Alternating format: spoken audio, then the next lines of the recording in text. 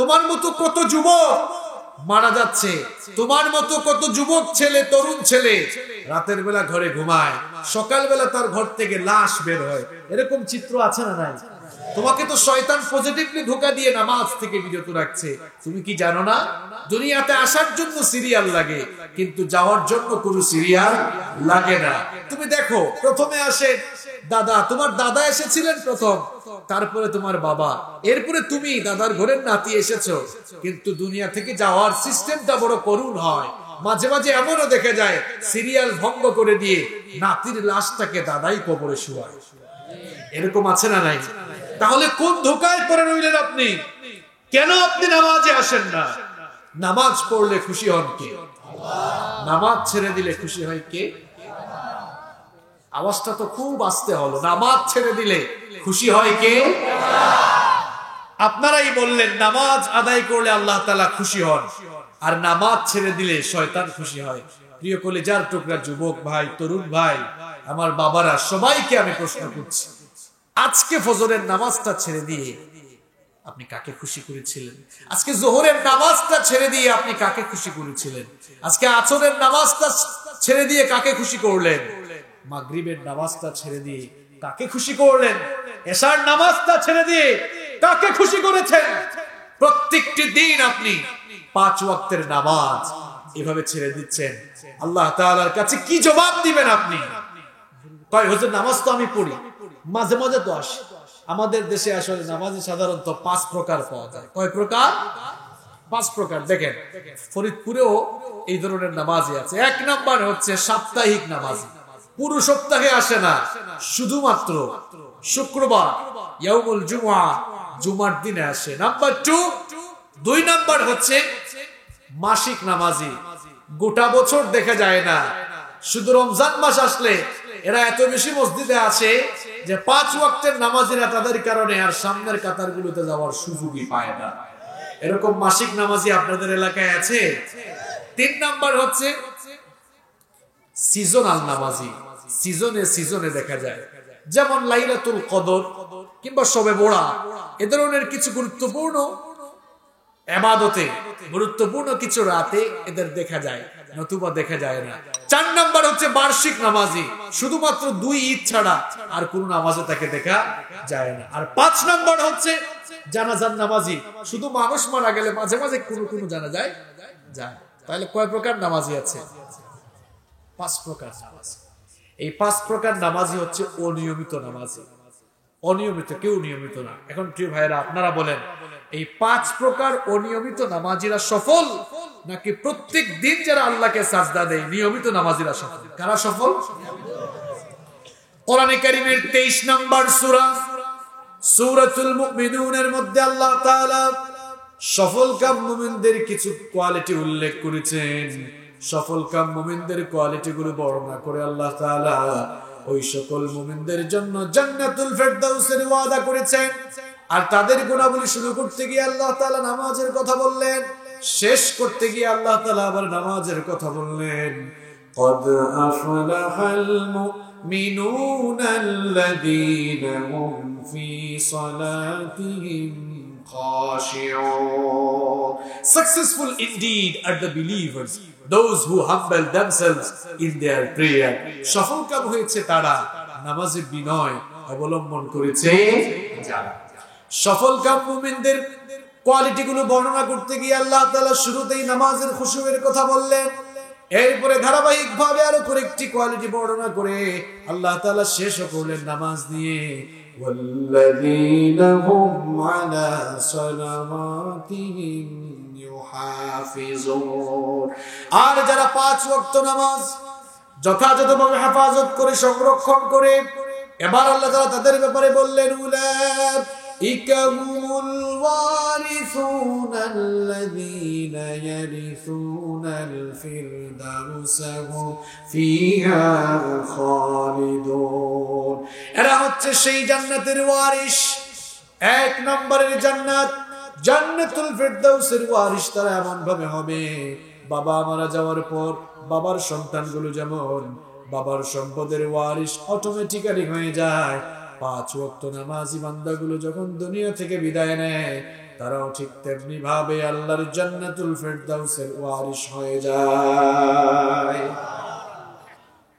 সাপ্তাহিক নামাজি, মাসিক নামাজি, সিজনাল নামাজি, বার্ষিক নামাজি আর জানাজার নামাজি ভাইদেরকে বলতে চাই, আপনার 5 ওয়াক্তের নামাজ কোথায়? কিপ ইন ইউর মাইন্ড, সালাত ইজ দ্য কি অফ সাকসেস, সালাত ইজ দ্য কি অফ প্যারাডাইস। এই সালাত হচ্ছে আপনার জান্নাতের চাবিকাঠি, সালাত হচ্ছে আপনার সফলতার মূল মন্ত্র। যার মধ্যে নামাজ নাই তার মধ্যে ঈমানই। কেন আপনি নামাজ ছেড়ে দেন? খবরদার ভাইয়েরা, নামাজ ছাড়বেন না। এই নামাজ আল্লাহ তাআলা শুধুমাত্র 5 বার সাজদা দেওয়ার জন্য দেন। আমি আমার মূল কথা এখন শুরু করলাম। শুধুমাত্র 5 বার পশ্চিম দিকে কিবলামুখী হয়ে সাজদা দেওয়ার জন্য আল্লাহ তাআলা নামাজ দেন। তাহলে নামাজ আল্লাহ তাআলা কেন দিলেন? কোরআনে কারীমের আল্লাহ তাআলা কোরআনে কারীমের 29 নম্বর সূরা সূরাতুল আনকাবুতের 45 নম্বর আয়াতে সুন্দর করে বললেন, উতলু মা উহিয়া ইলাইকা মিনাল কিতাবি ওয়া আকিমিস সালাহ ইন্নাস সালাতা তানহা আনিল ফাহশাই ওয়াল মুনকারি ওয়ালাযিকরুল্লাহি আকবার ওয়াল্লাহু ইয়ালামু মা তাসনাউন। আল্লাহ তাআলা বললেন, ওগো আমার হাবিব, আপনার কাছে যা ওহী হিসাবে নাজিল হয় আপনি তা তেলাওয়াত করুন আর সালাত কায়েম করুন। নিঃসন্দেহে সালাত মানুষকে অন্যায় আর অশ্লীল কাজ থেকে বাঁচিয়ে রাখে। নামাজ আল্লাহ তাআলা দিয়েছেন এই নামাজের মাধ্যমে যেন আপনি অশ্লীল আর অন্যায় কাজ থেকে বেঁচে থাকতে পারেন। এবার প্রশ্ন হচ্ছে, আমাদের দেশে বা আমাদের মুসলমান সমাজে বহু নামাজি আছে, নামাজও পড়ে মিথ্যা কথা বলে, নামাজও পড়ে দুর্নীতি করে, ঘুষ খায়, সুদ খায়, অন্যায় হারাম কাজ করে। আল্লাহ তাআলা তো বললেন যারা 5 ওয়াক্ত সালাত আদায় করবে আল্লাহ তাআলা তাদেরকে অন্যায় অশ্লীল হারাম কাজ থেকে বাঁচিয়ে রাখবেন। তাহলে এই লোকগুলো তো নামাজও পড়ে অশ্লীল কাজও করে, তাহলে এটা তো কোরআনের আয়াতের বিপরীত হয়ে গেল। প্রিয় ভাইয়েরা, যেই লোকটা 5 ওয়াক্ত নামাজ আদায় করার পরেও অন্যায় করলো, অশ্লীলতার সাথে সম্পৃক্ত থাকলো, ওই লোকটার নামাজ আসলে নামাজই না। শুধু ঠিক বেঠিক বললে হবে না প্রিয় ভাইয়েরা। নামাজ শুধুমাত্র 5 ওয়াক্ত সাজদা দেওয়ার জন্য আল্লাহ তাআলা দেন নাই, বরং নামাজ হচ্ছে মুমিনের জীবন পরিচালনার প্রশিক্ষণ গ্রহণের একটি ইবাদত। নামাজের মধ্যে এমন অসংখ্য অগণিত ট্রেনিং রয়েছে, শিক্ষা রয়েছে, যে শিক্ষাগুলো যদি আপনি বুঝতে পারেন, জানতে পারেন, আপনার জীবনে প্রয়োগ করা শুরু করতে পারেন, আপনার জীবনটাকে জান্নাতি জীবন বানিয়ে দিবেন কে?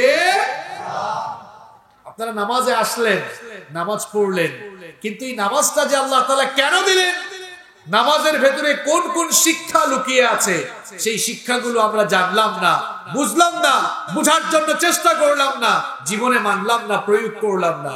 এজন্যই আমাদের এই অবস্থা।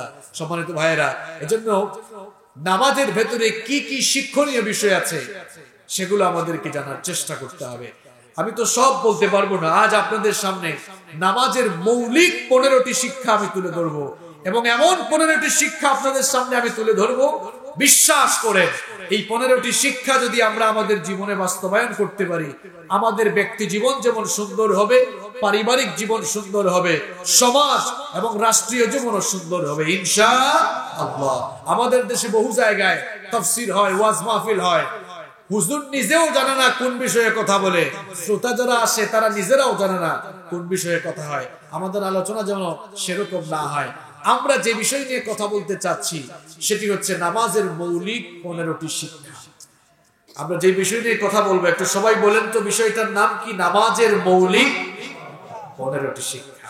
আসেন আমরা শুরু করি। সবাই মুখস্থ করবেন, মুখস্থ করে আজকে বাড়ি যাব আমরা ইনশাআল্লাহ। নাম্বার 1, 1 নাম্বার হচ্ছে সালাত আমাদেরকে একটি সুন্দর, স্মার্ট, পরিচ্ছন্ন জীবন যাপনের শিক্ষা দেয়। কিভাবে? দেখেন, আমরা যখন নামাজে আসি, নামাজে আসার জন্য আমরা পবিত্রতা অর্জন করি। বলেন তো, পবিত্রতা অর্জন ছাড়া কেউ যদি সুন্দর করে এসে নামাজ আদায় করে, তার নামাজটা হবে? যদি সে সুন্দর করে গোসল করে না আসে, ওযু করে না আসে, যে কাপড় পরে নামাজে আসলো, ওই কাপড় চোপড় যদি পাক না হয়, অপবিত্র শরীর আর অপবিত্র কাপড় চোপড় নিয়ে এসে কোনো মানুষ যদি সুন্দর করে বিশুদ্ধভাবে তেলাওয়াত করে নামাজ আদায় করে, লোকটার নামাজ হবে? নামাজ হবে না। কেন?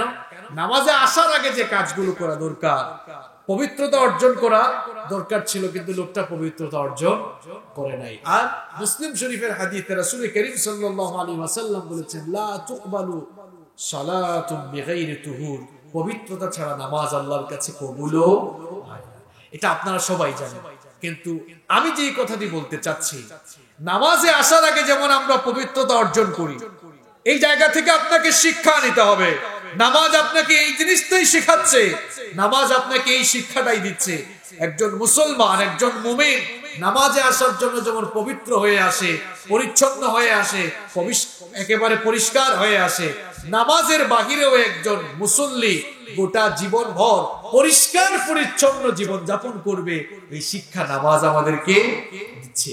দেখেন, আমাদের প্রাণ প্রিয় নবী রাহমাতুল লিল আলামিন, বিশ্ব নবী মুহাম্মদুর রাসূলুল্লাহ সাল্লাল্লাহু আলাইহি ওয়াসাল্লাম, তিনি কতটা পরিষ্কার পরিচ্ছন্ন জীবন যাপন করতেন এবার শুনেন। বর্তমান যুগের চিকিৎসা বিজ্ঞানীরা, ডাক্তাররা বলেন, আপনি দৈনিক কমপক্ষে 2 বার দাঁত ব্রাশ করেন, ঘুমাতে যাওয়ার আগে একবার, আর ঘুম থেকে ওঠার পরে আরেকবার। আর আমার নবী কত স্মার্ট ছিলেন, কত পরিষ্কার পরিচ্ছন্ন আর ফ্যাশনেবল ছিলেন। আম্মা জান আয়েশা রাদিয়াল্লাহু আনহা বলেছেন, আমার নবী ঘুমাতে যাওয়ার আগে যেমন মিসওয়াক করতেন, ঘুম থেকে ওঠার পরেও মিসওয়াক করতেন, আবার প্রত্যেকদিন 5 ওয়াক্ত নামাজের আগে মিসওয়াক করতেন। 5 ওয়াক্ত নামাজে 5 বার, ঘুমাতে যাওয়ার আগে একবার, ঘুম থেকে উঠে আরেকবার, অর্থাৎ টোটাল 7 বার আমার নবী মিসওয়াক করেছেন। সুবহানাল্লাহ। আপনার নবী এতবার মিসওয়াক করেন, আর আপনি এত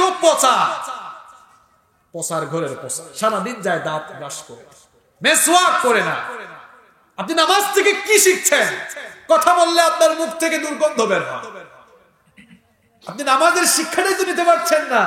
নামাজে আসার আগে যেমন পরিষ্কার হয়ে পরিচ্ছন্ন হয়ে আসতে হয়, নামাজ এই শিক্ষা আপনাকে দিচ্ছে।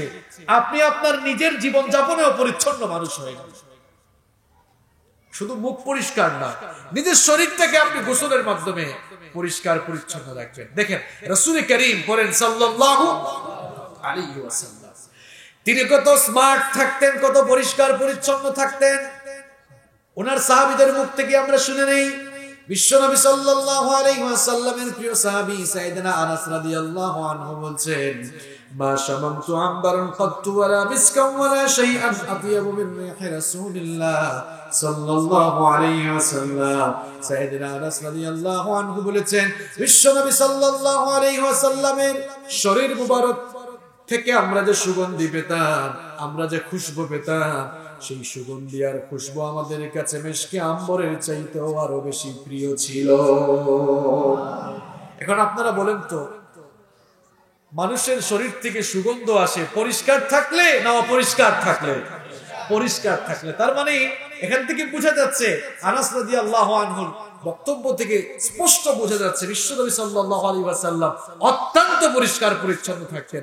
এত পরিষ্কার পরিচ্ছন্ন থাকতেন, সব সময় যেমন মিসওয়াক, পাশাপাশি হাতের মধ্যে কসমেটিক্স এর একটা বক্স থাকতো, চিরুনি থাকতো, সেখানে সুরমা থাকতো, সেখানে কি সুন্দর করে তিনি মাথায় তেল দিয়ে এরপরে মাথার চুল আঁচড়াতেন, আতর, খুশবু, পারফিউম ব্যবহার করতেন। আমরা তো আতর লাগাই হাতের উপরে, আপনারা উপরে লাগান না? অনেকে উপরে লাগায়, তারপর গালে এরকম এরকম ঘষে, নাকে ঘষে। আর রাসূল করিম সাল্লাল্লাহু আলাইহি ওয়াসাল্লাম আতর লাগাতেন হাতের তালুতে, যার সঙ্গে মুসাফাহা করতেন তার হাতেই আতরের সুগন্ধি চলে যেত। সুবহানাল্লাহ। তিনি যে শুধু নিজে পরিচ্ছন্ন থাকতেন শুধু তাই নয়, অপরিচ্ছন্ন কাউকে দেখলেই তাকেও পরিষ্কার পরিচ্ছন্ন হওয়ার কথা বলতেন।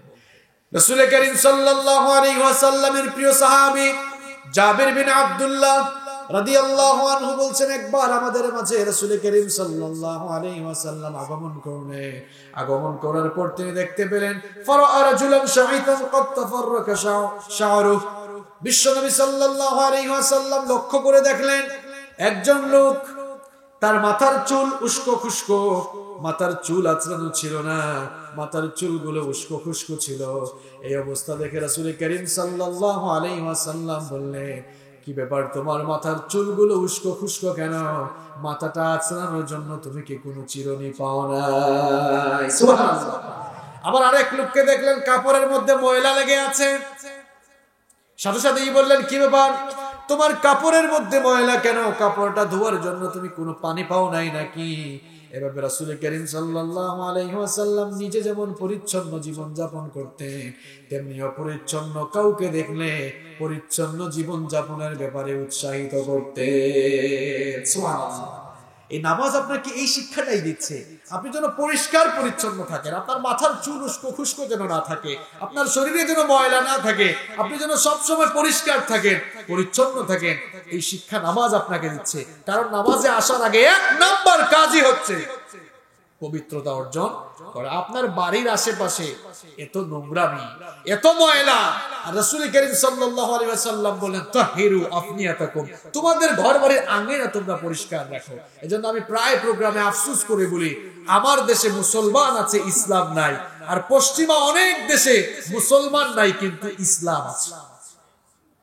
কথাটা মনে হয় বুঝেন নাই আপনারা, না? আচ্ছা, কথাটা একটু বুঝাই দিই। যারা দেশের বাইরে সফর করেন আপনারা জানেন, পৃথিবীতে এমন বহু দেশ আছে, এরা এত পরিষ্কার পরিচ্ছন্ন, এদের রাস্তাঘাট এত পরিচ্ছন্ন, আপনি যদি চলার সময় থুতু ফালান জরিমানা গুনতে হবে। আপনি যদি নির্ধারিত জায়গা ছাড়া ময়লা কোনো জায়গায় ফেলে দেন, সঙ্গে সঙ্গে জরিমানা দিতে হবে। অথচ এরা সবাই দেখা যাচ্ছে অমুসলিম। ইসলামের বিধান হলো রাস্তাঘাটগুলোকে পরিচ্ছন্ন রাখো।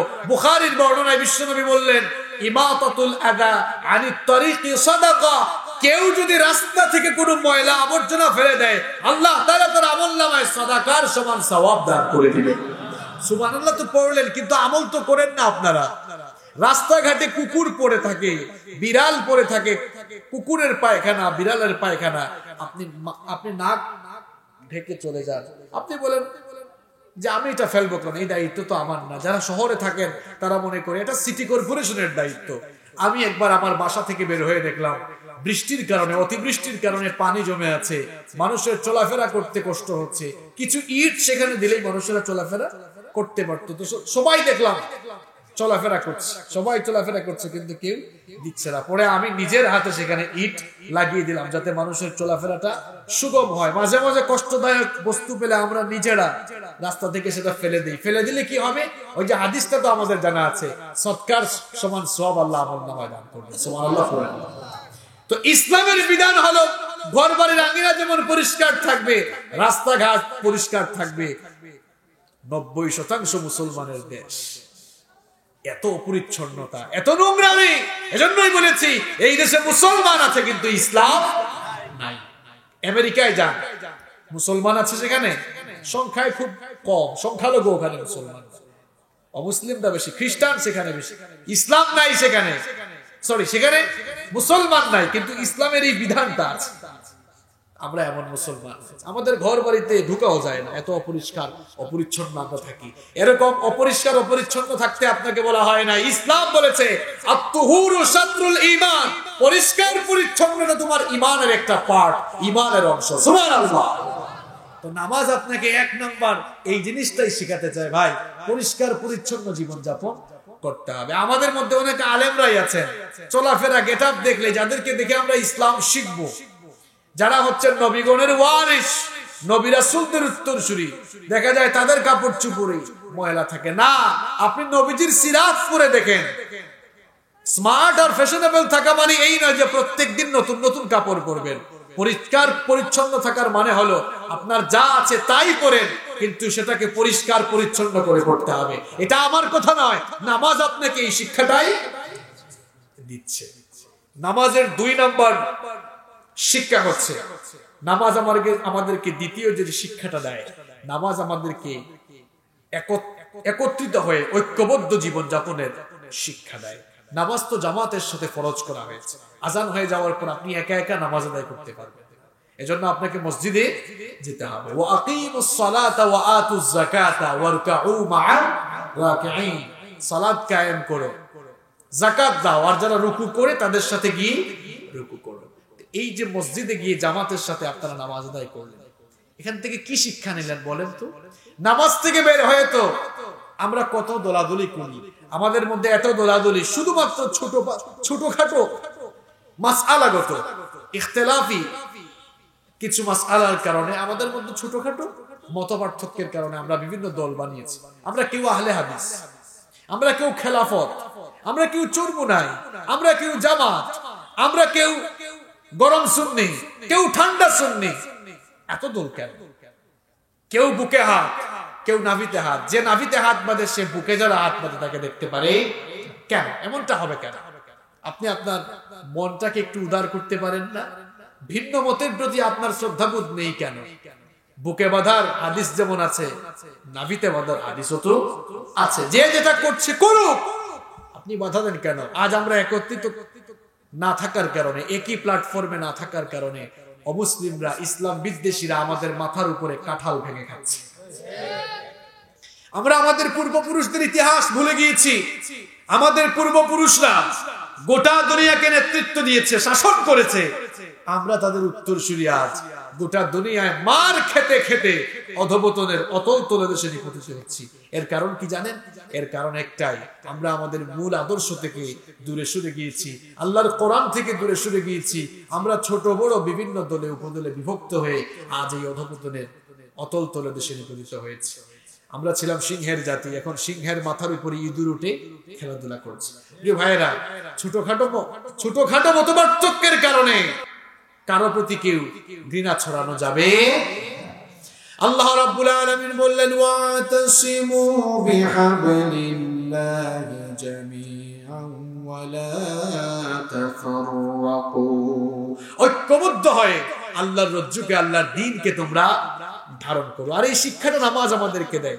বলেন তো, আপনাদের এলাকায় এমন কি কোনো মসজিদ আছে, এমন কি কোনো মসজিদ আছে যে চরমুনাইওয়ালারা সামনের কাতারে, 2 নম্বর কাতারে আওয়ামী লীগ, 3 নম্বর কাতারে বিএনপি, 4 নম্বর কাতারে খেলাফত, 6 নম্বর কাতারে অমুক তমুক, এরকম আছে? মসজিদে আসলে আমরা সবাই কি করি? পাশাপাশি কাছাকাছি দাঁড়িয়ে দাঁড়িয়ে। এই যে মসজিদে আসে পাশাপাশি কাছাকাছি আমরা দাঁড়িয়ে গেলাম, কোনো বিভেদ করলাম না।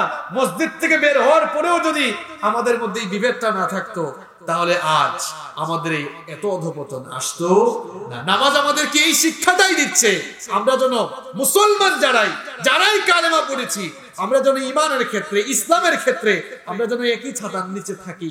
এই শিক্ষা আমাদেরকে নামাজ দেয়। আল্লাহ যেন আমাদেরকে এই শিক্ষা গ্রহণ করার তৌফিক দেয়। নামাজের 3 নম্বর শিক্ষা হচ্ছে, নামাজ আমাদেরকে সাম্য, ভ্রাতৃত্ব এবং ভেদাভেদহীন সমাজ গঠনের শিক্ষা দেয়। নামাজে আসার পরে কুলিওয়ালা, ঠেলাওয়ালা, রিক্সাওয়ালা, ধনী দরিদ্র, আমির ফকির, প্রেসিডেন্ট, প্রধানমন্ত্রী, রিক্সাওয়ালা সবাই যখন মসজিদে চলে আসে, তখন সবাই একই কাতারে দাঁড়ায়। কারো মধ্যে আর কোনো ক্লাসিফিকেশন থাকে না, শ্রেণী বৈষম্য থাকে না। আপনারা বলেন তো, মসজিদে আসার পরে চেয়ারম্যান সাহেব যদি বলেন, এই বেটা রিক্সাওয়ালা, আমি তো চেয়ারম্যান সাহেব, তুই আমার পাশে দাঁড়াইলি কেন?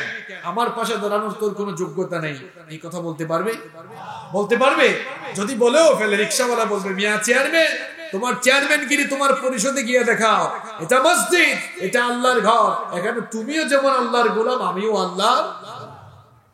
এজন্য মহাকবি, কবি সম্রাট আল্লামা ইকবাল, তিনি তার কবিতায় বড় চমৎকার করে বলেছেন, এক হি সাফ মে খড়ে হোগে মাহমুদ ও আয়াজ, এক হি সাফ মে খড়ে হোগে মাহমুদ ও আয়াজ, না কোই বান্দা রহা না কোই বান্দা নওয়াজ। নামাজে আসার পর সম্রাট মাহমুদ আর তার চাকর আয়াজ যখন একই কাতারে পাশাপাশি কাছাকাছি দাঁড়িয়ে যায়, তখন সম্রাট মাহমুদ তিনি আর সম্রাট থাকেন না, তার চাকর আয়াজ তখন আর চাকর থাকে না। সম্রাট আর চাকর দুজনেই তখন আল্লাহর গোলামে পরিণত হয়ে যায়। যে ভেদাভেদহীন সুন্দর একটি সমাজ গঠনের শিক্ষা নামাজ আমাদেরকে দেয়। নামাজে আপনার পাশে কুলিওয়ালা, ঠেলাওয়ালা দাঁড়ায়, আপনি তাকে কিছু বলেন না, কিন্তু নামাজ থেকে বের হয়ে যখনই আপনি কোনো জায়গায় বসেন, আপনি আপনার পাশে কোনো মুচিকে বসতে দেন না, আপনার পাশে আপনি কোনো কুলিওয়ালাকে বসতে দেন না। এটা তো ইসলাম নয়। এটা তো ইসলাম নয়। আমরা তো রিক্সাওয়ালাকে অনেক সময় সালামও দেই না, বাসার দারোয়ানকে আমরা সালাম দেই না। আর নবীজি কেমন ছিলেন জানেন? নবীজির ঘরের খাদেম ছিলেন সাইয়েদনা আনাস রাদিয়াল্লাহু আনহু। তিনি বলছেন 10 বছর নবীজির ঘরে খেদমত করেছি, একটা দিনও আমি তাকে আগে সালাম দিতে পারি নাই, সব সময় আমাকেই আগে সালাম দিয়েছে। এটা হচ্ছে ইসলাম। This is the beauty of Islam. এটাই ইসলামের সৌন্দর্য। আর আমাদের আচরণ কেমন? আমরা আমাদের ড্রাইভারকে সালাম দিই না, আমরা আমাদের চাকর বাকরকে সালাম দিই না। এটা আল্লাহ এবং রাসূলের দেওয়া ইসলাম নয়, এটা আপনার নিজের বানানো ইসলাম। মানুষকে সম্মান করতে শিখুন। আর এটাই আমাদেরকে নামাজ শিখাচ্ছে। আমরা যখনই দাঁড়াই সবাই একসাথে ভাই ভাই হয়ে যাবে, দাঁড়িয়ে যাই, নামাজের বাহিরেও যেন এই চিত্রটা থাকে। আল্লাহ আমাদেরকে কবুল করে নেন। এটি নামাজের 3 নম্বর শিক্ষা। নামাজের 4 নম্বর শিক্ষা হলো নামাজ আমাদেরকে সময়ানুবর্তিতার শিক্ষা, সময়ের প্রতি সচেতন হওয়ার শিক্ষা দেয়। আপনারা বলেন তো, প্রত্যেকটি নামাজের একটি নির্দিষ্ট সময় আছে না নাই? ইন্নাস সালাতা কানাত আলাল মুমিনিনা কিতাবান মাওকুতা। আল্লাহ তাআলা বলছেন নিশ্চয়ই সময়ানুবর্তিতার উপরে সালাতকে ফরজ করা হয়েছে। ফজরের নামাজ কেউ যদি আসরের পরে পড়ে হবে, কেউ যদি বলে ফজরের নামাজ তো 5:30 কিংবা 6টায়, আমি 8টায় আদায় করব, পড়া যাবে এরকম না। প্রত্যেকটি সালাতের যেমন নির্ধারিত টাইম রয়েছে, ঠিক তেমনি ভাবে মুমিন ব্যক্তি তার জীবন পরিচালনায় সচেতন।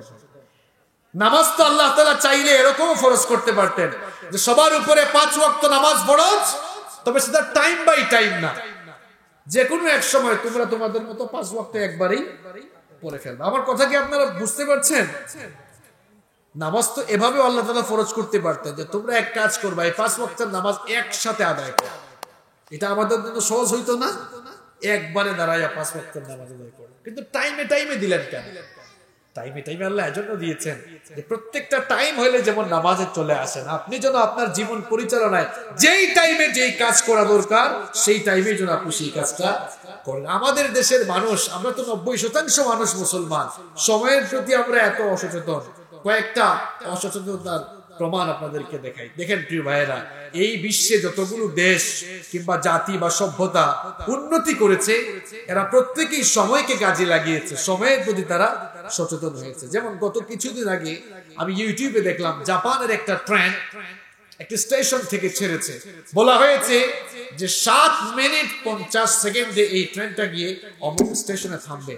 আমি অবাক হয়ে আমি শুধু দেখলাম যে 7 মিনিট 49 সেকেন্ডও না, 51 সেকেন্ডও না, ঠিক 50 সেকেন্ডে এই ট্রেনটা ওখানে গিয়েছে। আল্লাহু আকবার। আরো কিছু জিনিস আমি সেই ভিডিওর মধ্যে দেখলাম। আর আমাদের সময় সচেতনতা কেমন জানেন? ওই যে কমলাপুর রেলওয়ে স্টেশনে এক প্যাসেঞ্জার দাঁড়িয়ে ছিল, বসে আছে টিকিট হাতে নিয়ে, কখন ট্রেন আসবে, রাত 11টার ট্রেন। মনে মনে ভাবতেছে হয়তো লেট হতে পারে, কারণ আমাদের দেশে মাঝে মাঝে এরকম লেট হয়।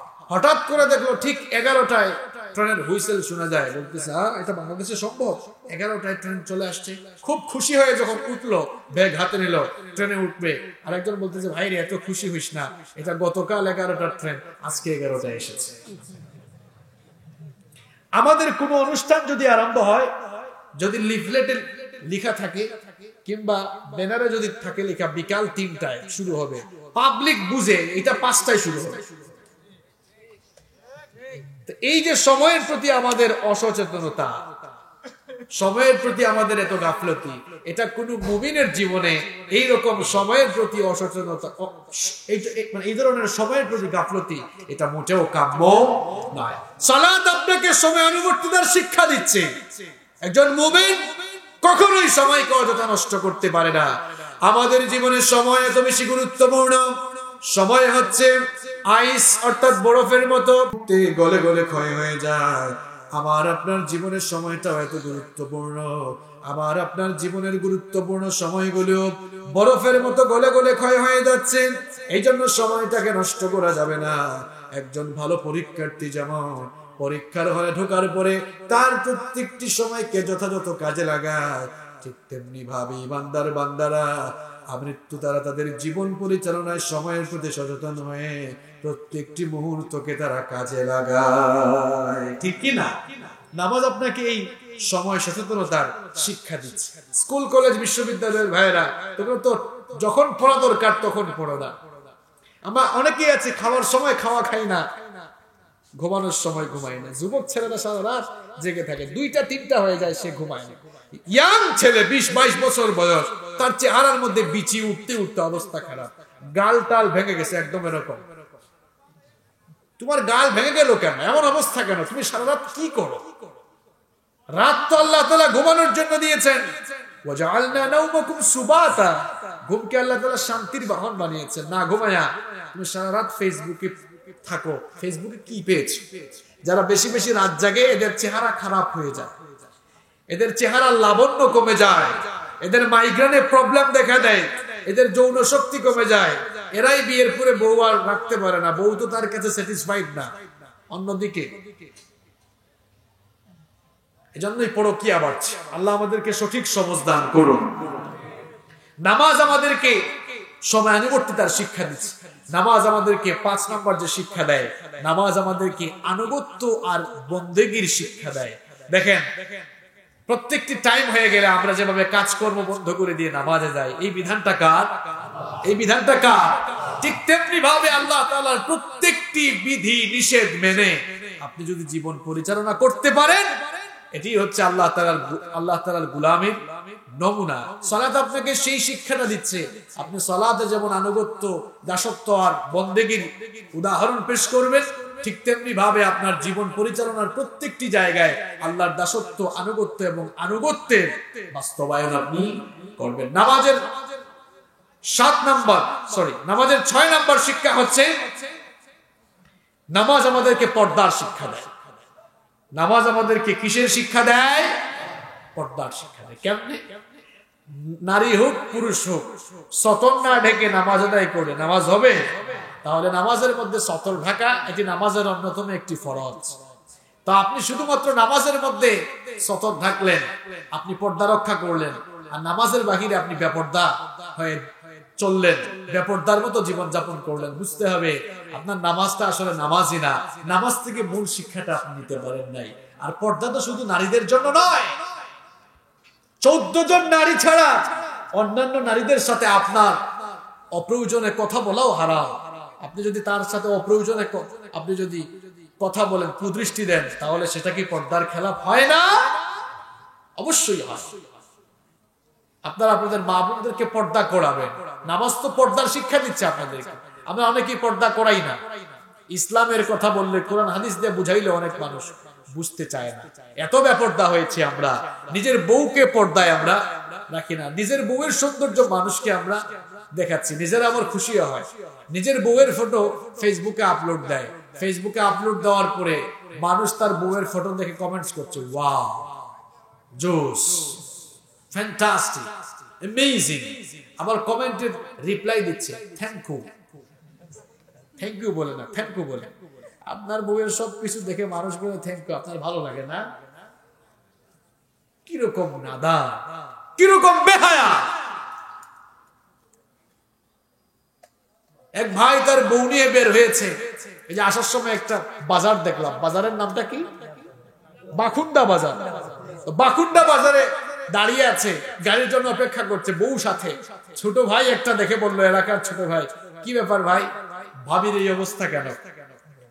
একেবারে বোরখা টুরখা নাই, কিছুই নাই। বললো, ভাই দেখো তোমার ভাবি খুব সুন্দরী, রূপসী, ঘরে আমি সব সময় তাকে দেখি। চিন্তা করলাম, এই এলাকার মানুষ তো কেউই জানে না আমার বউ যে এত সুন্দরী, এত রূপসী। আমার বউটা কত সুন্দর এলাকার মানুষ জানা দরকার, কারণ এলাকার মানুষেরও তো একটা হক আছে। নিজের বউয়ের সৌন্দর্য এলাকার মানুষকে দেখায়া এলাকার মানুষের হক কে কে আদায় করেন? হাত তুলেন তো আপনারা। সবাই আল্লাহর ওলি, তাই না? আমার বউয়ের ফটো যারা ফেসবুকে আপলোড করেন, আপনাকে আমি বলছি, বলেন তো ফেসবুক এটা পার্সোনাল সাইট নাকি পাবলিক সাইট? Public site. বউ পাবলিক না পার্সোনাল? তো পার্সোনাল জিনিসটাকে আপনি পাবলিক সাইটে দিয়ে দিলেন। আপনি কি আপনার নিজের বউকে জনগণের সম্পত্তি বানাতে চান নাকি? হ্যাঁ, এ কেমন ধ্যান ধারণা আপনার? আপনার ভেতরে আদৌ কি আত্মসম্মানবোধ বলতে কিছু আছে? যদি আত্মসম্মানবোধ থাকে এই কাজগুলো বন্ধ করে। আল্লাহ আমাদেরকে বুঝার তৌফিক দান করুন। নামাজ আপনাকে আমাকে পর্দার কথা বলছে, আমরা যেন আমাদের জীবনে পর্দাটা মেইনটেইন করে চলি। নামাজের 7 নাম্বার শিক্ষা হলো নামাজ আমাদেরকে শৃঙ্খলা শেখায়। নামাজ আমাদেরকে কি শেখায়? দেখেন, নামাজ শিখায় শৃঙ্খলা, আর আপনারা করেন বিশৃঙ্খলা। কিরকম শৃঙ্খলা শিখায়? নামাজে যখন আমরা দাঁড়াই, কাতারগুলো আমরা সোজা করে দাঁড়াই, একজন আর একজনের সাথে কাঁধে কাঁধ লাগিয়ে দাঁড়ায়। আমাদের দেশের ইমাম সাহেবরা এই আমলটা করেন না। হজ করেছেন কে কে, ওমরা করেছেন কে কে, হাত তুলেন তো। আচ্ছা আচ্ছা, তাহলে আপনাদেরকে বুঝাতে সহজ হবে। নিশ্চয়ই আপনারা হজ ওমরা যখন আপনারা করতে গিয়েছেন, মসজিদে হারাম এবং মসজিদে নববীতে নামাজ আদায় করেছেন, দেখেছেন আপনারা প্রত্যেক নামাজে ইকামতের পরে, আমাদের দেশে ইকামত শেষ হলে ইমাম সাহেব কি বলে? আল্লাহু আকবার। আর তারা দেখবেন ইকামত শেষ হওয়ার পরে কয়েকটা শব্দ বলে, ইস্তাউ ইস্তাউ, আকিমু সুফুফাকুম ওয়াতাদিলু, অথবা বলে সফু সুফুফাকুম ওয়া তারাসু, বলে কিনা? যারা জান না ইউটিউবে দেখবেন। কথাগুলোর অর্থ কি জানেন? এগুলো রাসূল করিম সাল্লাল্লাহু আলাইহি ওয়াসাল্লামের সুন্নাহ, তিনি সব সময় বলতেন। অর্থ হচ্ছে বিনয়ী হয়ে দাঁড়াও, কাঁধে কাঁধ লাগিয়ে কাতারবদ্ধ হয়ে সোজা হয়ে দাঁড়িয়ে যাও। আপনি আরবি বলতে না পারেন, বাংলায় তো বলতে পারেন। আমাদের দেশে এমন বহু আমল আছে, রাসূলের নিয়মিত বহু আমল আছে যা আমাদের কাছে অনিয়মিত। এটা হচ্ছে রাসূলুল্লাহর নিয়মিত আমল।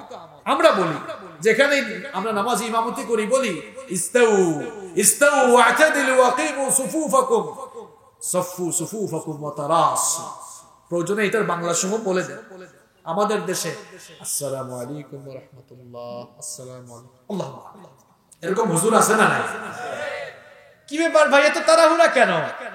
সালাম ফেরানোর পরে আপনি দোয়া করেন, আমার কোনো অসুবিধা, কিন্তু সালামের পরে তো রাসূল করিম সাল্লাল্লাহু আলাইহি ওয়াসাল্লামের নিয়মিত এমন বহু আমল আছে যা আপনি ছেড়ে দিচ্ছেন। অনিয়মিত না, মাঝে মাঝে করতেন এমনটা না, বরং রাসূল করিম সাল্লাল্লাহু আলাইহি ওয়াসাল্লামের নিয়মিত কিছু আমল আপনি করেন না। বিশ্বনবী সাল্লাল্লাহু আলাইহি ওয়াসাল্লাম সালাম ফেরানোর পরে, প্রত্যেক ফরজ নামাজের সালাম ফেরানোর পরে আল্লাহু আকবার একবার পড়তেন, আস্তাগফিরুল্লাহ 3 বার পড়তেন। আজকে ভালো করে মুখস্থ করে নেন। আল্লাহু আকবার একবার পড়তেন, আস্তাগফিরুল্লাহ 3 বার পড়তেন, এরপরে সুবহানাল্লাহ 33 বার পড়তেন, আলহামদুলিল্লাহ আরো 33 বার পড়তেন, আল্লাহু আকবার 34 বার পড়তেন, এরপরে আয়াতুল কুরসি তেলাওয়াত করতেন।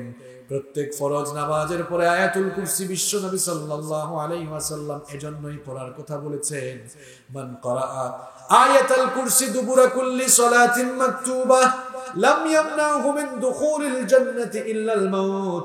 বিশ্ব নবী সাল্লাল্লাহু আলাইহি ওয়াসাল্লাম বলেছেন, আল্লাহর যেই বান্দা প্রত্যেক 5 ওয়াক্ত ফরজ সালাতের পরে আয়াতুল কুরসি তেলাওয়াত করে, এই লোকটা মৃত্যুর পরে, এই লোকটা জান্নাতে যাওয়ার জন্য মৃত্যু ছাড়া মাঝখানে আর কোনো বাধা থাকে না।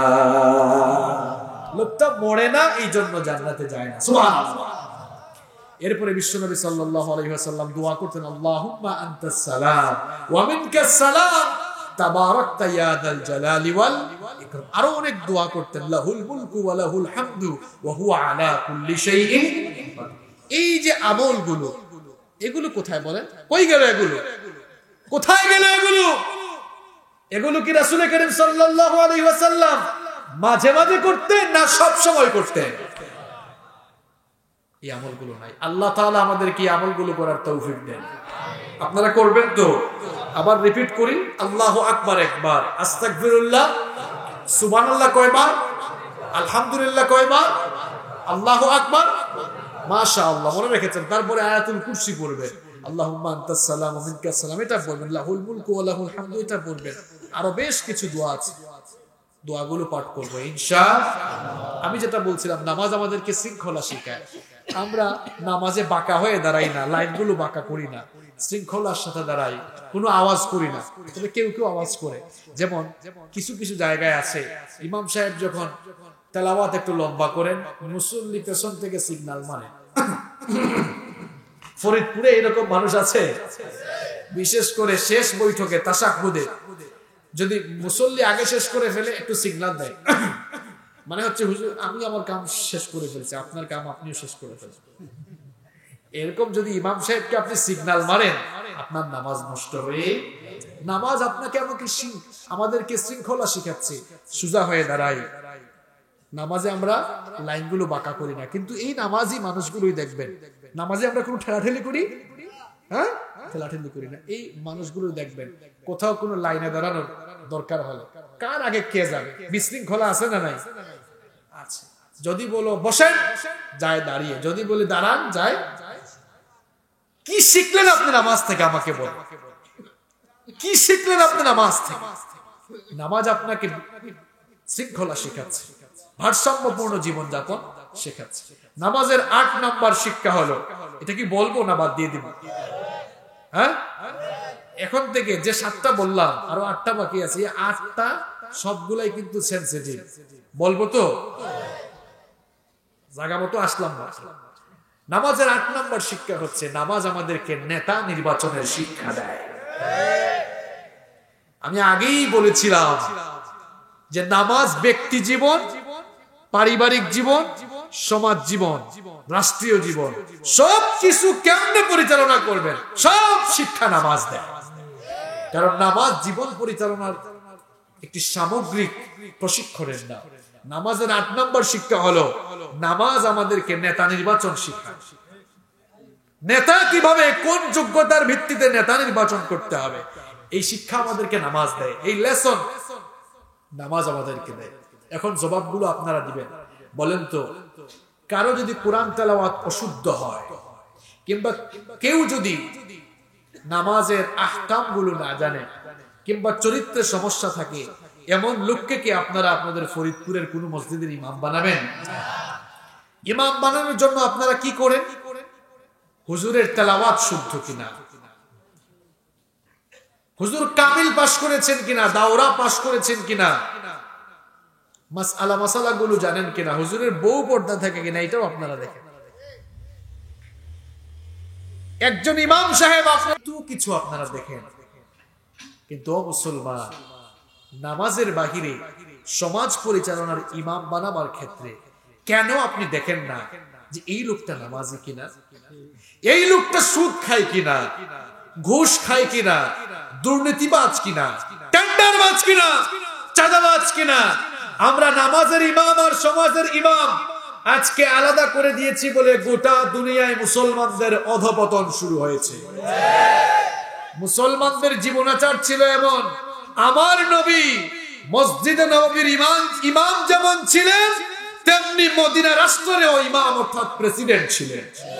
আবু বকর রাদিয়াল্লাহু আনহু যেমন মসজিদে নববীর ইমাম ছিলেন, ওমর ইবনুল খাত্তাব রাদিয়াল্লাহু আনহু, উসমান রাদিয়াল্লাহু আনহু, শেরে খুদা আলী রাদিয়াল্লাহু আনহু, তারা মসজিদে নববীর ইমাম যেমন ছিলেন, ইমামতি যেমন করেছেন, তেমনি প্রেসিডেন্টের দায়িত্ব পালন করেছেন। আমরা এখন কি হুজুর, আপনারা সব খেজুর, অর্থাৎ হুজুরের কাজ হচ্ছে মসজিদে বসে খেজুর খান, তাসবিহ টিপেন, নামাজ পড়া, এখানেই থাকেন, বাইরে যাওয়ার দরকার।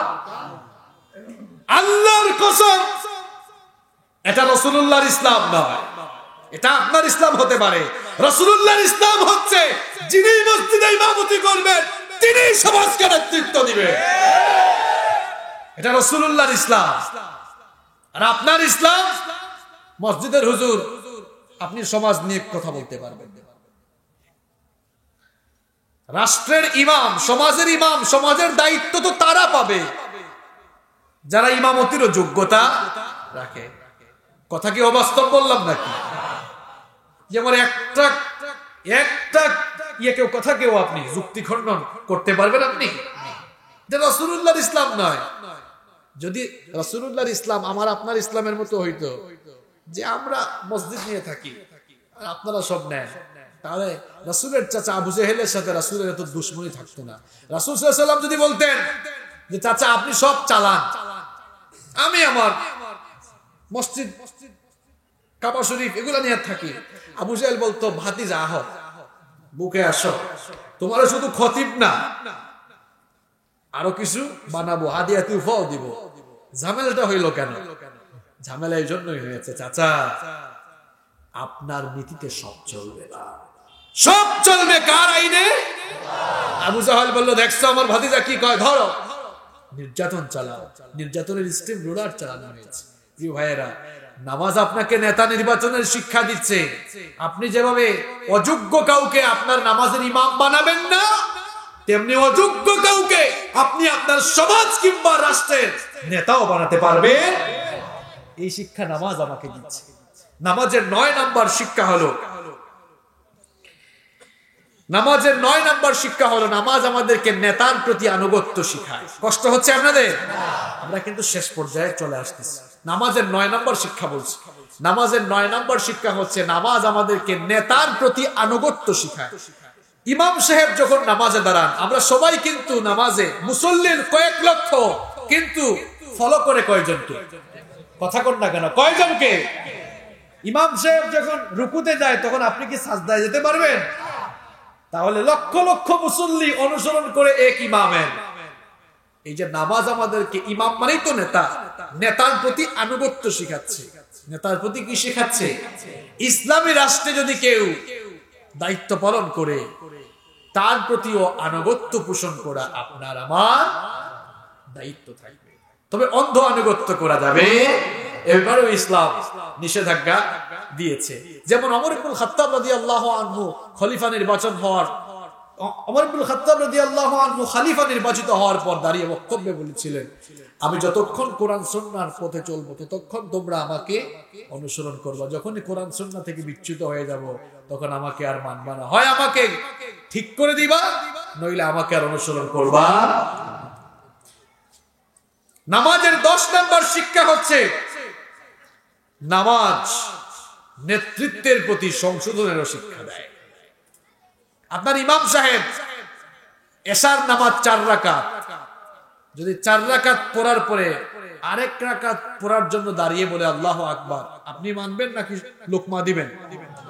লোকমা দিয়ে সংশোধন করে দিবেন, বলবেন আল্লাহু আকবার, মানে বসে যান, বসে যান। একবার লোকমা দিলেন, শুনলো না। 2 বার লোকমা দিলেন, শুনলো না। তৃতীয়বার কি করবেন? তাকে টান দিয়ে নিয়ে আসে। তো নামাজ আপনাকে এই লোকমা থেকে কি শিখালো জানেন? আপনার সমাজে যারা নেতৃত্ব দিবে, এরা কোনো ভুল কাজ করলে ভুলগুলো ধরায় দিবে। 1-2 বার ধরায় দেওয়ার পরেও না মানলে একেবারে ঘাড় ধরে ওখান থেকে নামায় দিবে। এটা নামাজের শিক্ষা। এটা কিসের শিক্ষা? এটা আমার কথা নাকি? এটা নামাজ আপনাকে এই শিক্ষাগুলো দিচ্ছে। নামাজের 10 নম্বর শিক্ষা হচ্ছে, নামাজ আমাদেরকে ভুল নেতৃত্ব পরিবর্তনের শিক্ষা দেয়।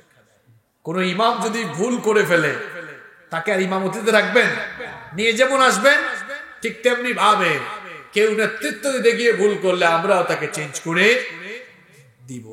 নামাজ এই শিক্ষাই দিচ্ছে, কেউ আমার দ্বীনের বিরুদ্ধে চলে গেলে, ইসলামের বিরুদ্ধে চলে গেলে, নবী রাসূলগণের ওয়ারিস উলামায়ে কেরামের বিরুদ্ধে চলে গেলে আমরাও তার বিরুদ্ধে কথা কন না কেন?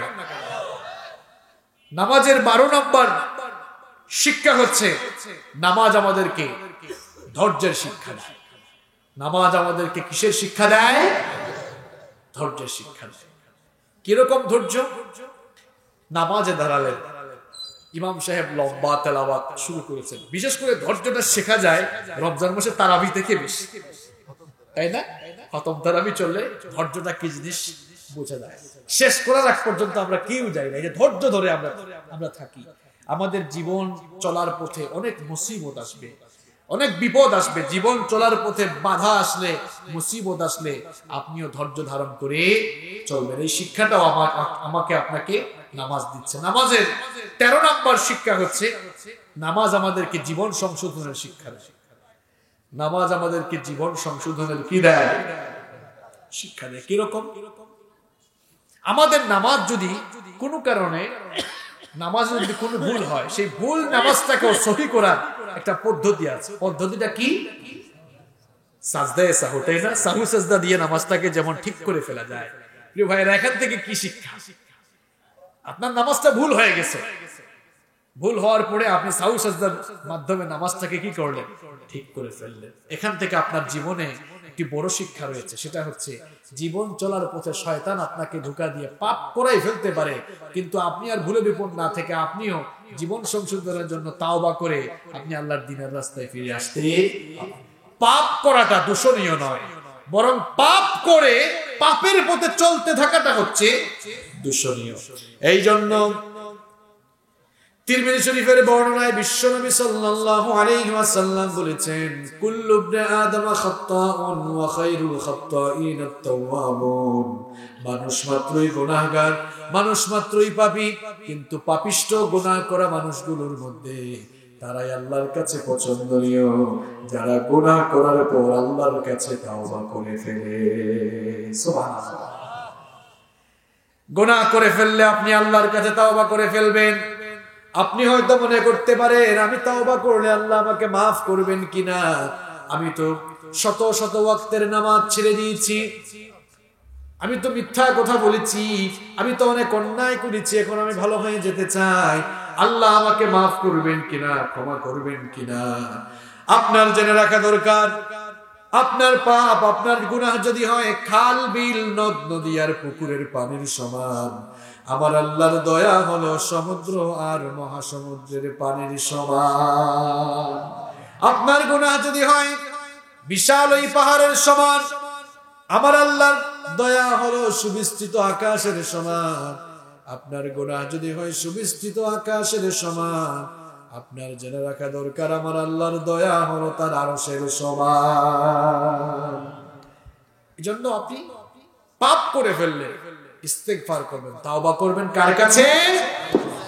রাসূল করিম সাল্লাল্লাহু আলাইহি ওয়াসাল্লাম, বুখারীর বর্ণনা, প্রত্যেক দিন 70 বার আল্লাহর কাছে তাওবা ইস্তেগফার করতেন। আবার মুসলিম শরীফের হাদিস, প্রত্যেক দিন 100 বার তাওবা করতেন। আপনি তার পাপী উম্মত, যে নবীর জীবনে গুনাহের কোনো ছিটে ফুটা নাই, তিনি রেগুলার 70 বার কিংবা 100 বার তাওবা করেন, আপনি একবারও তাওবা করেন না, একবারও আপনি আস্তাগফিরুল্লাহ করেন না, একবারও আপনি অনুতপ্ত হন না, লজ্জিত হন না পাপের জন্য। প্রিয় ভাইয়েরা, একটু তাওবা ভিত্তিক জীবন পরিচালনা করেন। যখনই সময় পান ইস্তেগফার করবেন, আস্তাগফিরুল্লাহ পড়বেন। যখনই সময় পাবেন আস্তাগফিরুল্লাহ পড়বেন। বাসে বসে আছেন, ঢাকায় যাচ্ছেন, কি করবেন এতক্ষণ? আস্তাগফিরুল্লাহ জপেন, আস্তাগফিরুল্লাহ জপেন, আস্তাগফিরুল্লাহ জপেন। বসে আছেন, আস্তাগফিরুল্লাহ জপেন। এই বাক্যটা, এই আস্তাগফিরুল্লাহ বাক্যটা অনেক ছোট, কিন্তু এই বাক্যটা অত্যন্ত পাওয়ারফুল, খুব পাওয়ারফুল একটি বাক্য। আস্তাগফিরুল্লাহ বাক্যটি ছোট, কিন্তু বাক্যটির পাওয়ার অনেক বেশি। মুসনাদে আহমদের রচয়িতা ইমাম আহমদ বিন হাম্বল রাহিমাহুল্লাহ, তিনি একবার একটি এলাকায় সফরে বের হলেন। সন্ধ্যা হয়ে যাওয়ার কারণে ওই এলাকার একটি মসজিদে তিনি নামাজের জন্য মসজিদের ভেতরে ঢুকলেন। নামাজ আদায় করার পরে এশার নামাজ পর্যন্ত মসজিদে অপেক্ষা করলেন। এশার আদান হয়ে গেল, এশার নামাজ আদায় করলেন। নামাজ শেষ করার পরে মনে মনে চিন্তা করলেন, যেহেতু এই এলাকায় আমি নতুন এসেছি, কোনো মানুষজন পরিচিত নাই, মুসাফিরি মানুষ, মুসাফির হিসাবে যেহেতু এসেছি, থাকার জন্য কোনো জায়গা নাই, এক কাজ করি, মসজিদে আজকের রাতটা কাটিয়ে দেই। মসজিদে রাত কাটানোর জন্য মসজিদে অবস্থান নিলেন। কিছুক্ষণ পর মসজিদের ইমাম, মুয়াজ্জিন বা দায়িত্বশীল কেউ এসে বলল, কি ব্যাপার, মসজিদে নামাজ শেষ করে সবাই তো চলে গিয়েছে, আপনি কেন মসজিদে আছেন? ইমাম আহমদ বিন হাম্বল রাহমাতুল্লাহি আলাইহি তখন বললেন, আমি এই এলাকায় মুসাফির হয়ে এসেছি, কোনো মানুষজন আমার পরিচিত নাই, এই মসজিদে মাগরিব এবং ইশার নামাজ আমি আদায় করেছি, আল্লাহ তাআলা যদি চান ফজরের নামাজেরও মুসল্লি হব, এই জন্য আজকের রাতটা মসজিদে কাটাতে চাই। মুসাফির মানুষ, কোনো মানুষের সাথে আমার সম্পর্ক নাই, আজকের রাতটা থাকতে দেন। কিন্তু তার এই আবদার রাখা হলো না, মসজিদ থেকে তাকে বের করে দেওয়া হলো। ইমাম আহমদ বিন হাম্বল রাহমাতুল্লাহি আলাইহি, তার শেষ বয়সের ঘটনা এটি। অত্যন্ত বুড়ো হয়ে গিয়েছিলেন, বয়স্ক মানুষ, কনকনে ঠান্ডার রাতে যখন মসজিদ থেকে বের হয়ে গেলেন, চিন্তা করলেন, এত রাতে আমি কোথায় যাব? কিছু দূর যেতে না যেতেই একটি বাজার লক্ষ্য করলেন। বাজারের ভেতরে ঢুকে দেখলেন একজন যুবক তার দোকানের মধ্যে সে রুটি বানাচ্ছে, চুলার মধ্যে রুটি গরম করছে। মনে মনে চিন্তা করলেন, এই যুবকের দোকানে যদি যাই, যুবকের দোকানে যেহেতু আগুনের চুলা রয়েছে, চুলার পাশে অবস্থান নিলে আগুন নির্বাহ করে কিছুটা শীত পোহানো যাবে। দোকানে গিয়ে যুবককে বললো, না গো যুবক, এই এলাকায় আমি নতুন এসেছি, মুসাফির মানুষ, কোনো মানুষের সাথে পরিচয় নাই, কনকনে ঠান্ডার এই রাতে তোমার দোকানে চূড়ার পাশে আমি কিছুক্ষণ বসতে চাই, অনুমতি দিবা নাকি? যুবক তখন বলল, কোনো অসুবিধা নাই, আপনি বসতে পারেন। ইমাম আহমদ বিন হাম্বল রাহমাতুল্লাহি আলাইহি বসে আছেন। কিছুক্ষণ পরে আজীব কারবার লক্ষ্য করলেন, চমৎকার দৃশ্য লক্ষ্য করলেন ওই যুবক রুটির খামির বানায় পরে আস্তাগফিরুল্লাহ। রুটির খামির বানিয়ে রুটি বানানোর পর চুলায় গরম করার জন্য যখন দেয় তখন পরে আস্তাগফিরুল্লাহ। চুলা থেকে যখন রুটি নামায় তখন পরে আস্তাগফিরুল্লাহ। কোন রুটি বিক্রি করলে পরে আস্তাগফিরুল্লাহ। টাকা নিয়ে কেশে রাখার সময় তখন পরে আস্তাগফিরুল্লাহ। এই অবস্থা দেখে ইমাম আহমদ বিন হাম্বল রাহমাতুল্লাহি আলাইহি যুবককে প্রশ্ন করলেন, ওগো যুবক, তোমার দোকানে আসার পর থেকেই লক্ষ্য করছি সব সময় তুমি আস্তাগফিরুল্লাহর জিকির করো, সব সময় আস্তাগফিরুল্লাহ জপো, কারণটা তো বুঝলাম না। যুবক তখন বলল, ওগো মুসাফির, তোমাকে তো আমি ভালো করে চিনি না, এটা আমার আজকের নতুন কোনো আমল নয়, এটা আমার নিত্যদিনের আমল। যেহেতু আমি ব্যবসায়ী মানুষ, খুব একটা ইবাদত বন্দেগীর সময় পাই না, বেশিরভাগ সময় দোকানে পড়ে থাকতে হয়, এই জন্য আমার সময়গুলোকে আমি অযথা নষ্ট করতে চাই না, আমি সব সময় আস্তাগফিরুল্লাহর জিকির করতে থাকি। ইমাম আহমদ বিন হাম্বল রাহমাতুল্লাহি আলাইহি তখন বললেন, এই আস্তাগফিরুল্লাহ জিকিরের কারণে তুমি কি এমন পেয়েছো? রুটি বিক্রেতা যুবক তখন বলল, আস্তাগফিরুল্লাহ জিকিরের কারণে আল্লাহ তাআলা আমাকে মুস্তাজাবুদ দাওয়া বানিয়েছেন। আমার ভাইরা, মুস্তাজাবুদ দাওয়া মানে হলো ওই লোক, যেই লোক আল্লাহর কাছে হাত তুললে আল্লাহ যার হাতকে কখনো খালি হাতে ফিরিয়ে দেন না। ইমাম আহমদ বিন হাম্বল রাহমাতুল্লাহি আলাইহি অবাক হয়ে গেলেন, আমি এত বড় মুজতাহিদ, এত বড় ইমাম, আমি নিজেই মুস্তাজাবুদ দাওয়া হতে পারিনি, সামান্য রুটি বিক্রেতা যুবক সে নাকি মুস্তাজাবুদ দাওয়া হয়ে গিয়েছে। এটা তো আনবিলিভেবল, এটা অবিশ্বাস্য। তিনি বললেন, ও রুটি বিক্রেতা যুবক, সত্যি করে বলো, আজ পর্যন্ত যতগুলো দোয়া আল্লাহর কাছে করেছো সবগুলো দোয়া কবুল হয়েছে কিনা সত্যি করে বলো। রুটি বিক্রেতা যুবক তখন বলল, আল্লাহর কসম করে বলছি, আজ পর্যন্ত যতগুলো দোয়া আল্লাহর কাছে করেছি সব দোয়া, সব ফরিয়াদ আমার আল্লাহ কবুল করেছেন, কিন্তু আমার মনে বড় আফসোস, একটা দোয়া আমার এখনো আল্লাহ শুনেন নাই, কবুল করেন নাই। আহমদ বিন হাম্বল রাহমাতুল্লাহি আলাইহি তখন বললেন, কোন সেই দোয়া, যেই দোয়াটি তোমার এখনো কবুল হয় নাই? রুটি বিক্রেতা যুবক তখন বলল, আমি শুনেছি এই জামানার সবচেয়ে বড় আলেম, সবচেয়ে বড় মুজতাহিদ, সবচেয়ে বড় মুহাদ্দিসের নাম হলো ইমাম আহমদ বিন হাম্বল। লোকটার নাম আমি বহু শুনেছি, মনে বড় ইচ্ছা ছিল লোকটার সাথে সাক্ষাৎ করার জন্য। আল্লাহর কাছে বহুবার আমি অ্যাপ্লিকেশন করেছি, বহুবার আমি দোয়া করেছি যেন ওই লোকটার সাথে সাক্ষাতের ব্যবস্থা আল্লাহ করে দেন, কিন্তু এই দোয়াটা আমার এখনো কবুল হয় নাই। ইমাম আহমদ বিন হাম্বল রাহমাতুল্লাহি আলাইহি কথা শোনা মাত্রই চোখের পানি ছেড়ে দিয়ে বললেন, ওগো রুটি বিক্রেতা যুবক, ভালো করে শোনো, তোমার এই চাওয়াটাও আল্লাহ অপূর্ণ রাখেন নাই, তোমার এই দোয়া, তোমার এই ফরিয়াদ আল্লাহ অপূর্ণ রাখেন নাই। রুটি বিক্রেতা যুবক, ভালো করে শোনো, যে আহমদ বিন হাম্বলের সঙ্গে দেখা করার জন্য তুমি চেয়েছো, আহমদ বিন হাম্বলের সঙ্গে দেখা করার জন্য তার বাড়ি পর্যন্ত কষ্ট করে তোমার যাওয়া লাগে নাই, বরং আল্লাহ তাআলা আজ সিস্টেম করে, টেকনিক করে আহমদ বিন হাম্বলকে আজ তোমার সামনে পাঠিয়ে দিয়েছে। আস্তাগফিরুল্লাহ বাক্যটি ছোট, কিন্তু পাওয়ার কম না বেশি। সময় পেলেই পড়বেন আস্তাগফিরুল্লাহ, পড়বেন তো। নামাজ আমাদেরকে নামাজ আমাদেরকে জীবন সংশোধনের শিক্ষা দেয়। নামাজে ভুল হলে যেমন সাউ সেজদা দিয়ে নামাজ ঠিক করি, ঠিক তেমনি ভাবে জীবনে কোনো ভুল করে ফেললে সঙ্গে সঙ্গে তাওবা করে জীবনটাকেও সংশোধন করে ফেলতে। নামাজের 14 নম্বর শিক্ষা হচ্ছে, নামাজ আমাদেরকে নিয়ন্ত্রিত জীবন যাপনের শিক্ষা দেয়। আজ আমরা অনিয়ন্ত্রিত জীবন যাপন করছি। নামাজ কিভাবে নিয়ন্ত্রিত জীবন যাপনের শিক্ষা দেয় বলেন তো? আপনি নামাজে দাঁড়ানোর পরে হয় আপনাকে সাজদার জায়গার দিকে তাকাতে হবে, কিংবা কোনো মাযহাবে রয়েছে যে সামনের দিকেও তাকানো যায়, কিন্তু বলেন তো আপনি সাজদার স্থান কিংবা সামনের দিকে না তাকিয়ে আপনি যদি নামাজে দাঁড়ায় এদিকে দিক করেন, নামাজ হবে? নামাজ হবে? কিছু মানুষ কিন্তু তাকায়। এক মুসল্লি নামাজ থেকে বের হয়ে বলে, ভাই দেখছো এই মসজিদে 103টা ফ্যান আছে, তো বললো ভাই এই ফ্যানগুলো তুমি কেমনে গুনলা? বললো ইমাম সাহেব তো লম্বা তেলাওয়াত শুরু করেছেন, সূরাতুন নাবা, এত লম্বা সূরা। চিন্তা করলাম ইমাম সাহেবের কাম ইমাম সাহেব করুক, আর আমার কাজ আমার কামটা আমি করি। আমি চিন্তা করলাম মসজিদ তো অনেক বড়, অনেক সুন্দর, দেখি তো কয়টা ফ্যান আছে, সব গুনে গুনে আমার কাজ আমি শেষ করে দিয়ে আসছি। এরকম আছে না নাই? আমরা তো কত কত ভাবে যে নামাজ আদায় করি, আমাদের কনসেন্ট্রেশন কত দিকে যায়। ওই যে একবার এশার নামাজ আদায় করে এক ইমাম সাহেব বলেছিলেন, সম্মানিত মুসল্লি বৃন্দ, আজকের নামাজটা 3 রাকাত হলো না 4 রাকাত হলো, আমি কনফিউশনে পড়ে গিয়েছি। এক মুসল্লি দাঁড়িয়ে বলল, হুজুর আমি তো 100% কনফার্ম আজকে আপনি 3 রাকাত নামাজ পড়াইছেন। ইমাম সাহেব বললেন, কি ব্যাপার, কেউ তো কোনো কথা বলে না, আপনি এত কনফার্ম হয়েছেন কিভাবে? লোকটা তখন বলল, হুজুর দেখেন এই বাজারে আমার 4টা দোকান আছে, যখনই আমি এশার নামাজে আসি প্রত্যেক রাকাতে, আপনি তো নামাজ পড়ান, আমার কাজ তো আমি করি, প্রত্যেক রাকাতে এক একটা দোকানের হিসাব কমপ্লিট করি, 4 রাকাতে 4টা দোকানের হিসাব আমি সেরে ফেলি, প্রত্যেকদিন 4টা করতে পারি, অসুবিধা হয় না। আজকে 3টা করলাম, আরো একটা বাকি আছে, তার মানে আপনার নামাজও আরো 1 রাকাত বাকি আছে।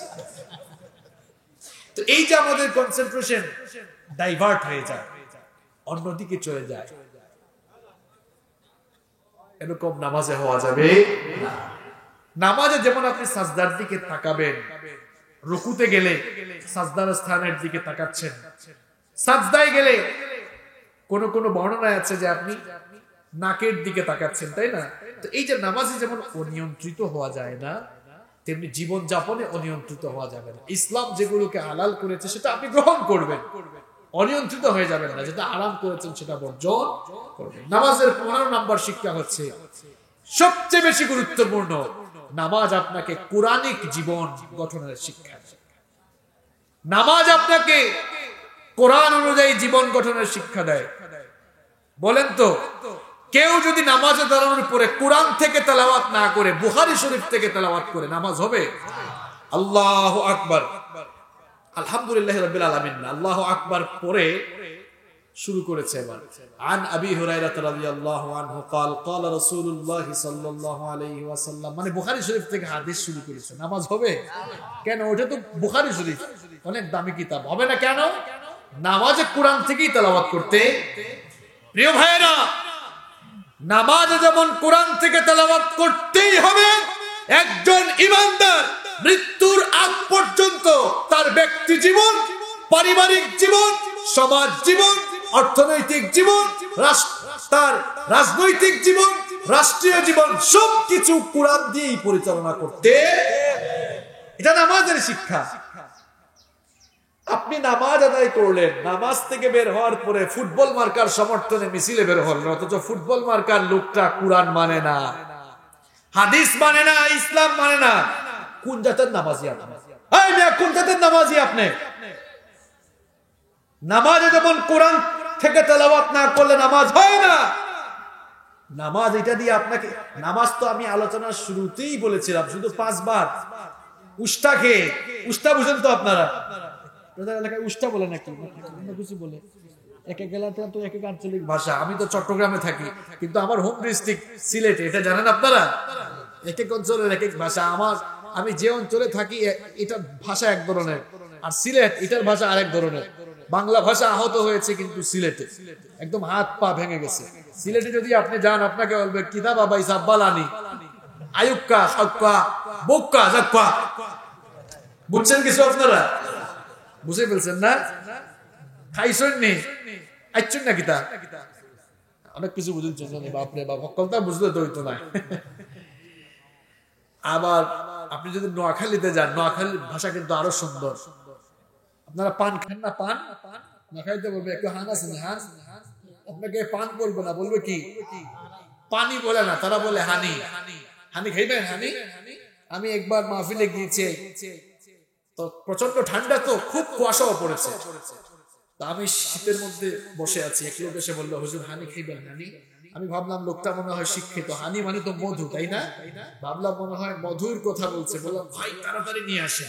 কিছুক্ষণ পরে দেখি হাতে 1 গ্লাস পানি। বললাম ভাই চাইলাম তো হানি, দিলেন তো পানি। হুজুর আমি তো হানির কথাই বুঝছি। অর্থাৎ তারা তো পানিকে হানি দেন। আর চট্টগ্রামে যদি যান আপনারা কেন আছো, হ্যাঁ দাগো মাসুনি, কি চমৎকার ভাষা, আলহামদুলিল্লাহ। এক এক অঞ্চলের এক এক ভাষা। তা আমি আপনাকে যেটা বলতে চাচ্ছি যে শুধু 5 বার উষ্টাকে পশ্চিম দিকে ফিরে সাজদা দেওয়ার জন্য আল্লাহ নামাজ দেন। আল্লাহ কি ঠেকা পড়ছে যে আপনি সাজদা না দিলে আল্লাহ লস হবে, তাই না?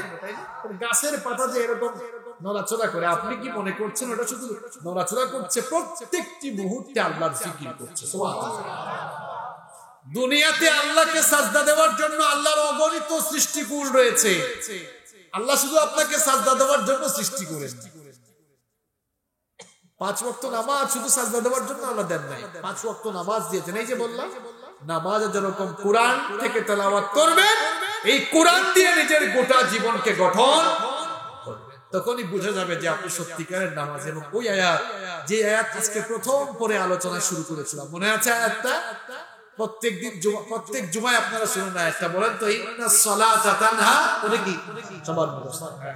নিশ্চয়ই নামাজ মানুষকে অশ্লীল অন্যায় থেকে বিরত রাখবে। কখন রাখবে? নামাজের শিক্ষাগুলো গ্রহণ করলে। আল্লাহ তাআলা নামাজের এই শিক্ষাগুলো আমাদেরকে গ্রহণ করে আমাদের জীবন পরিচালনার তৌফিক দান করেন, আমরা বলি আমিন। মাহফিল কমিটির বক্তব্য থাকলে আমরা শুনবো, না থাকলে সরাসরি মুনাজাতের দিকে চলব। কোনো বক্তব্য আছে আপনাদের? সভাপতি সাহেবের বক্তব্য? কেউ উঠবেন না, বসেন, সবাই আমরা মুনাজাত করব ইনশাআল্লাহ। সভাপতি সাহেব, আপনি কিছু বলবেন?